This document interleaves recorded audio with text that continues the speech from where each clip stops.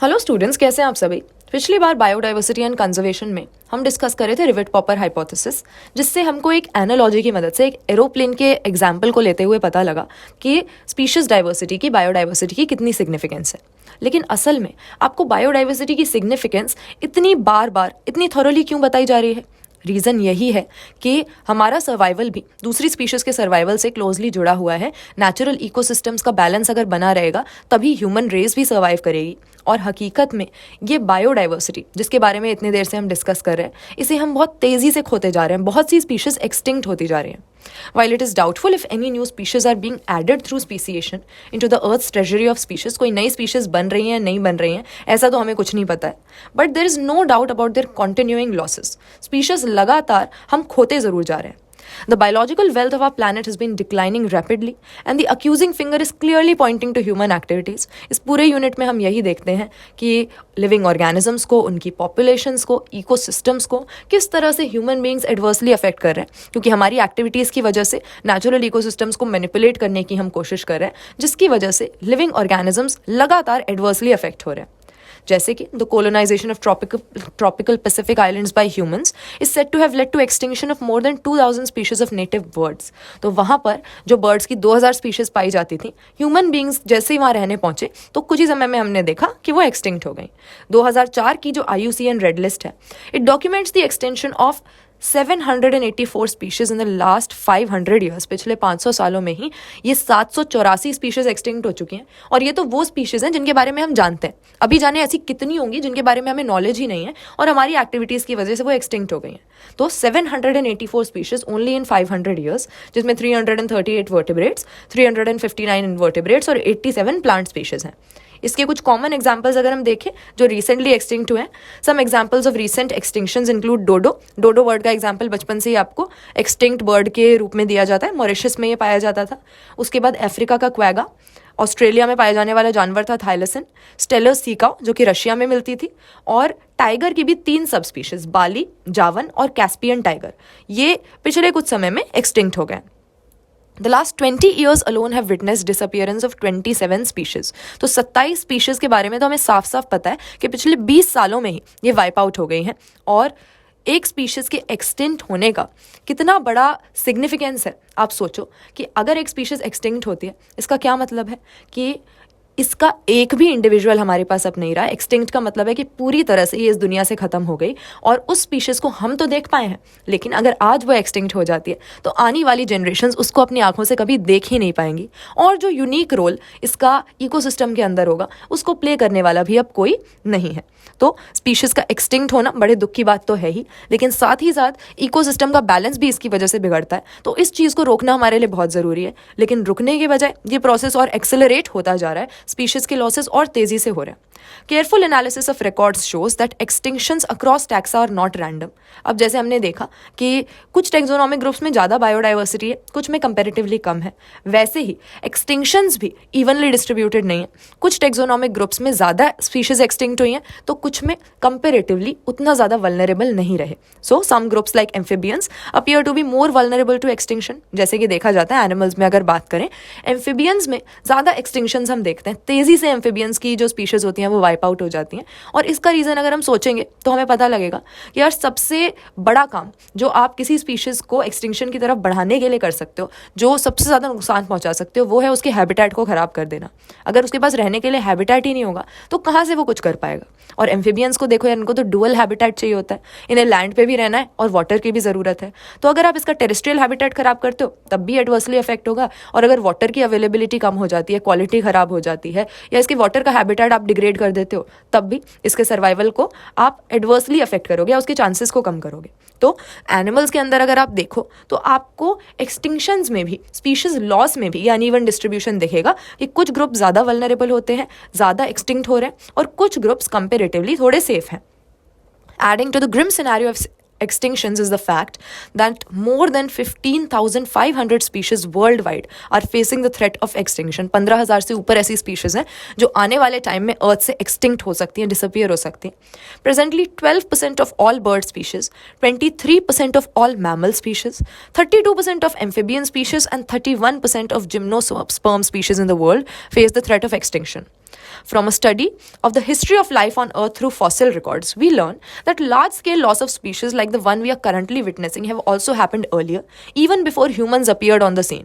तो human being से यहाँ पर आने से पहले भी एक्सटिंक्शंस तो होती थी. अब कोई कहेगा कि यार एक्सटिंक्शन में क्या बड़ी बात है, डायनासोर जब एक्सटिंक्ट हुए थे सारे डायनासोर भी तो मर गए थे, उनकी भी तो कितनी सारी स्पीशीज गायब हो गई थी, वाइप आउट हो गई थी. अब तब तो ह्यूमन बींग्स थे भी नहीं, तो इसमें भी क्या ह्यूमन बींग्स की गलती है? एक्सटिंक्शन तो होती रहती है, जैसे डायनासोर की हुई थी वैसे ही अब भी हो रही है. तो हाँ, ये बात सही है कि स्पीशीज लॉसेस पहले भी हुए हैं, उसके कई कारण रहे होंगे, क्लाइमेटिक चेंजेस रहे होंगे जिसकी वजह से डायनासोर्स नहीं है. और डायनासोर्स तो सबसे फेमस केस है जिसके बारे में बच्चा बच्चा जानता है. अर्थ की हिस्ट्री में कई टाइम पीरियड्स में कई ऐसे इवेंट्स हुए हैं, कई ओकेजन्स पे ऐसा हुआ है कि बहुत सारी स्पीशीज इकट्ठे बहुत तेजी से वाइप आउट हुई हैं, एक्सटिंक्ट हुई हैं. तो large scale loss of species has occurred earlier also earth की हिस्ट्री में, even before human beings were there. During the long period 3 billion years से भी ज़्यादा since the origin and diversification of life on earth, there were 5 episodes of mass extinction of species. तो भाई अभी भी तेजी से एक्सटिंक्शंस हो रही हैं, स्पीशीज खोती जा रही हैं, गायब होती जा रही हैं, और ऐसा पहले भी 5 बार हो चुका है. तो अब कोई ये कहेगा कि यार जब पहले भी होता रहा है तो समझ लो ये तो एक नेचुरल बात है, ये चलता ही रहता है और अभी भी हो रहा है, तो इसमें क्या बड़ी बात होगी, इसमें परेशान होने की क्या बात है. लेकिन अभी ये जो 6th एपिसोड चल रहा है ना, पहले भी 5 बार ऐसा हो चुका है, लेकिन अभी how is the 6th extinction presently in progress different from the previous episodes. अभी जो एक्सटिंक्शंस हो रही है ये ऐसी क्या अलग है, क्यों हम इतना परेशान हो रहे हैं इसको लेके, जबकि पहले भी ऐसा होता रहा है. तो हम क्यों नहीं फ्लो के साथ चले जाते कि हाँ जैसे पहले हुआ था वैसा अभी भी हो रहा है. कारण ये है, the difference is in the rates.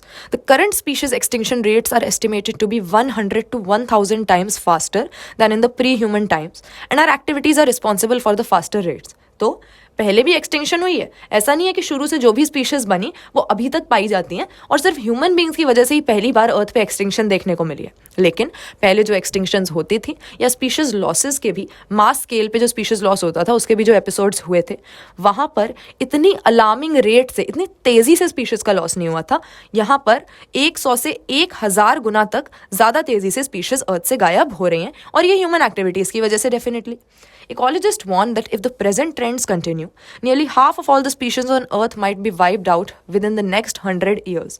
तो अगर हम इसी तरह से चलते रहे, हमारा यही रवैया रहा, हमने बायोडाइवर्सिटी की सिग्निफिकेंस को नहीं समझा और इसको प्रोटेक्ट करने के लिए अप्रोप्रिएट स्टेप्स नहीं लिए, तो अगले 100 सालों में अर्थ की बायोडाइवर्सिटी केवल आधी रह जाएगी. इकोलॉजिस्ट का ऐसा मानना है.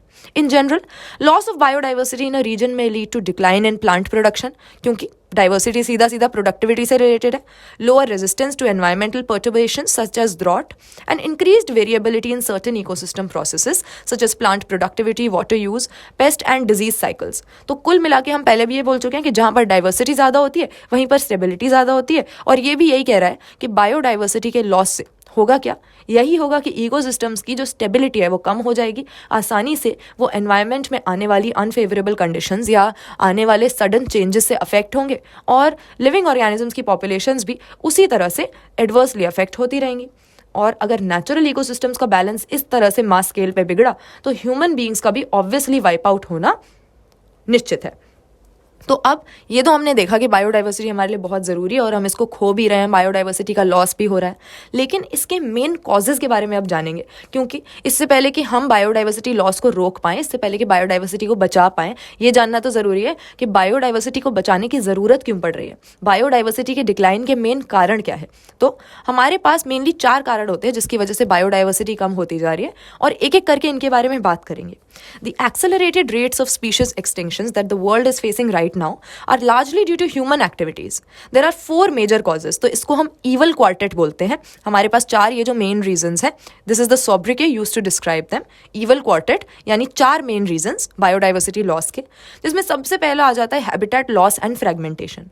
अब देखो, living organisms के पास अपना ही तरीका होता है किसी भी डिस्टर्बेंस के साथ, किसी भी चेंज के साथ कोप अप करने का, और नेचुरल इकोसिस्टम्स के अंदर टेंडेंसी भी होती है कि चाहे कितनी भी दिक्कत क्यों ना आ जाए, कुछ समय बाद वो कोशिश करेंगे कि अपनी पुरानी स्टेट में लौट जाएं, दोबारा से सही हो जाएं, बाउंस बैक करें.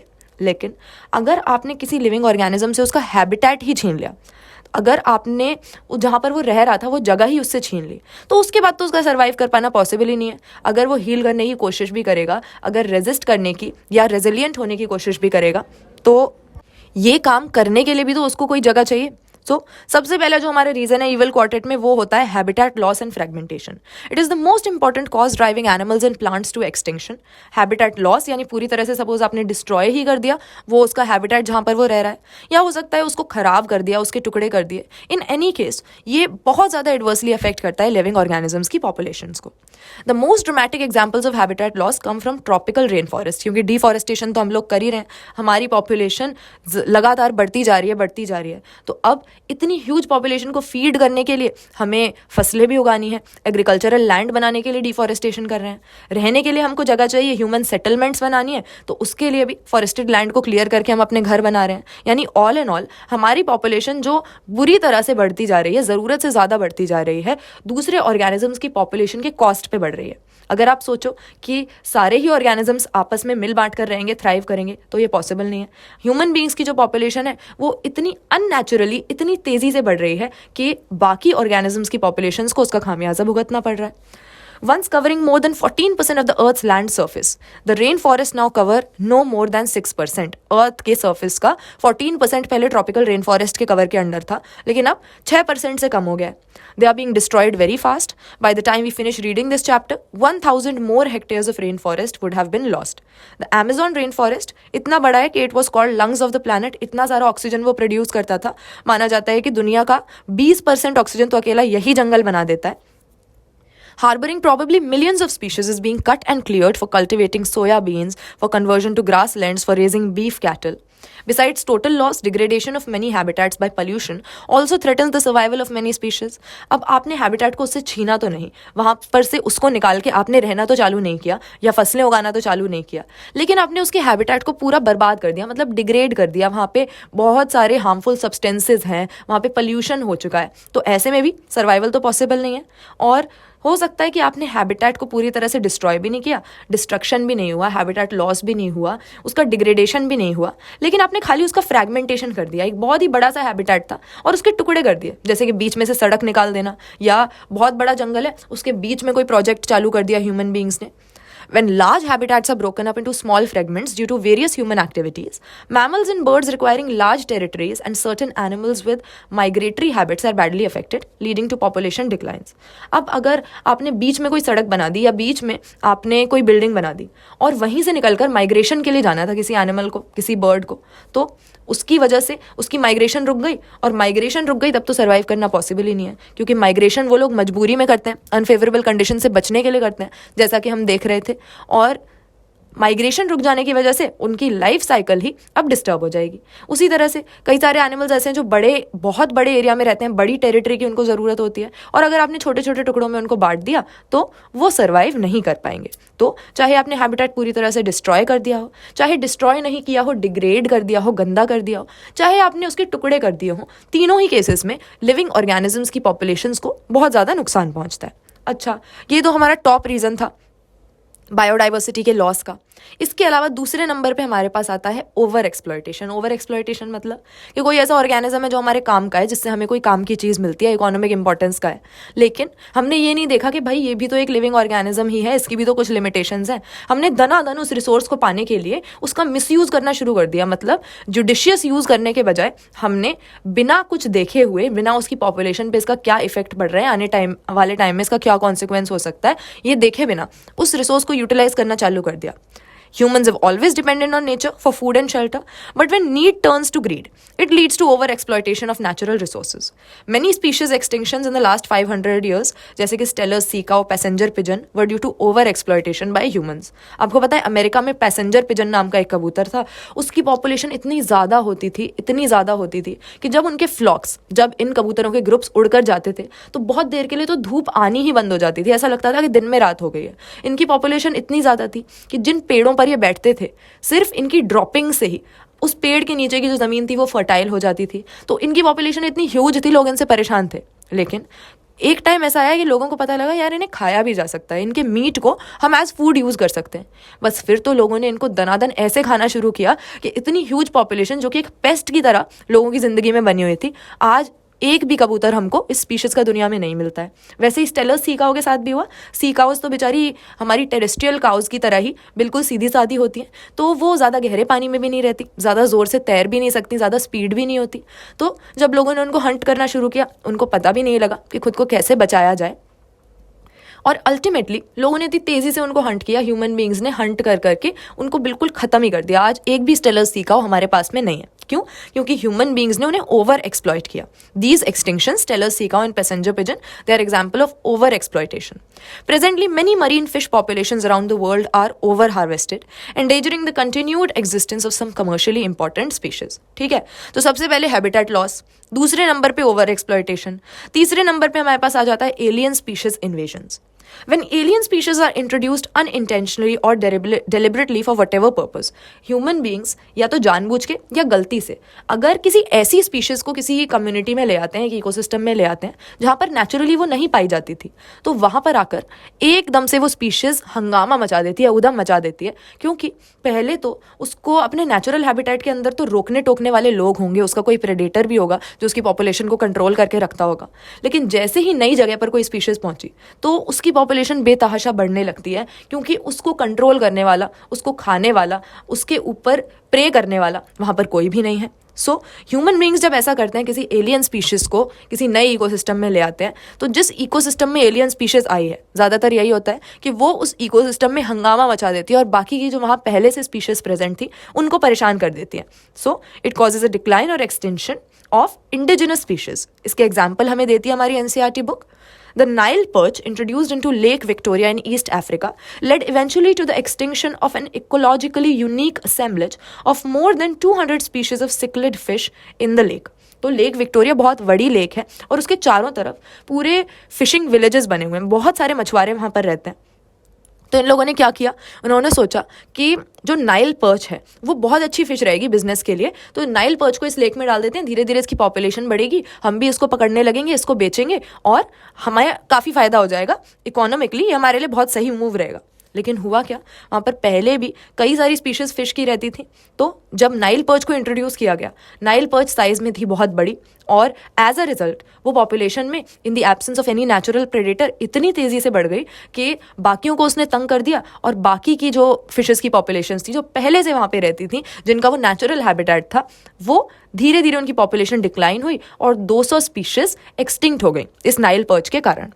We must be familiar with the environmental damage caused and the threat posed to our native species by invasive weed species like carrot grass, parthenium, lantana and water hyacinth. तो terror of Bengal के बारे में तो हम जानते ही हैं, ये एक एक्वेटिक प्लांट है, बहुत तेज़ी से बढ़ के ये जो वाटर बॉडीज़ होती है उन्हें ब्लॉक कर देता है, सारा ऑक्सीजन खत्म कर देता है पानी का। उसी तरह से कैरेट ग्रास भी बाहर से आई हुई, गलती से इम्पोर्टेड वीट के साथ आई हुई एक ऐसी वीड है जिसने यहाँ पर आकर तेज़ी से बढ़ना शुरू कर दिया, और अब बहुत सारे फार्मलैंड को ये तेज़ी से कवर कर लेता है, वहाँ पर प्रोडक्टिविटी को अफेक्ट करता है। और अगर ऐसा ना भी हो तो इसकी जो पोलन ग्रेन्स है वो यहाँ के लोगों को जो है एलर्जीज कॉज करती हैं। तो ये सारे हमारे ऐसे, चाहे एनिमल्स हो चाहे प्लांट्स हो, अगर अचानक से कोई नई स्पीशीज़, कोई एलियन स्पीशीज़ लाकर आप कहीं रख दोगे तो वो जनरली ऐसा ही होता है, इन्वेजिव हो जाती है, किसी नेचुरल प्रेडेटर की एब्सेंस में अपनी पॉपुलेशन को बड़ी तेज़ी से बढ़ाने लगती हैं, तेज़ी से मल्टीप्लाई करने लगती हैं, और पहले से ही वहाँ पर जो स्पीशीज़ प्रेजेंट थी, जो वहाँ की नेटिव स्पीशीज़ थी, उनको तंग कर देते हैं, उनकी पॉपुलेशन अल्टीमेटली डिक्लाइन हो जाती है, कई बार वो लोग एक्सटिंक्ट भी हो जाते हैं।